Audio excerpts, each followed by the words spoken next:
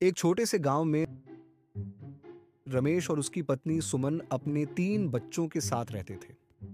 उनका जीवन कठिनाइयों से भरा हुआ था। रमेश एक मजदूर था जो दिन रात मेहनत करता, लेकिन जो कमाई होती वह घर का गुजारा करने के लिए भी पर्याप्त नहीं थी। सुमन सिलाई का काम करती थी और बच्चों को पढ़ाने की कोशिश करती थी।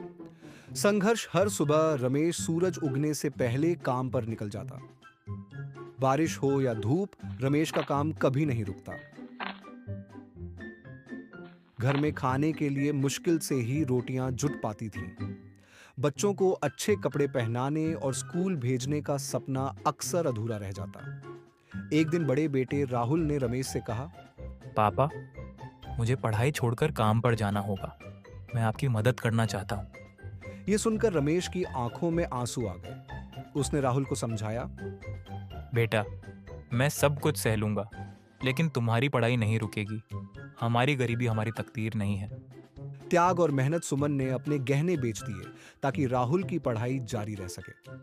राहुल भी मेहनती था। वह दिन भर पढ़ाई करता और रात में छोटे मोटे काम करके पैसे कमाता।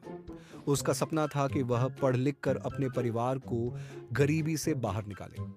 सफलता कई सालों की मेहनत के बाद राहुल ने अपनी पढ़ाई पूरी की और एक बड़ी कंपनी में नौकरी पाई। उसने अपने छोटे भाई बहन को भी पढ़ाया। धीरे धीरे परिवार की स्थिति बदलने लगी। घर की छत पक्की हो गई और अब खाने की टेबल पर सभी के लिए पर्याप्त भोजन होता था। प्रेरणा रमेश का परिवार इस बात का जीता जागता उदाहरण है कि मेहनत, ईमानदारी और एक दूसरे का साथ देने से कोई भी मुश्किल हालात बदले जा सकते हैं। उन्होंने साबित किया कि गरीबी जीवन का अंत नहीं, बल्कि एक नई शुरुआत हो सकती है। ये कहानी न केवल गरीब परिवारों के लिए बल्कि सभी के लिए प्रेरणा का स्रोत है कि परिस्थितियां चाहे कितनी भी कठिन क्यों ना हो, अगर हौसला है तो सफलता जरूर मिलती है।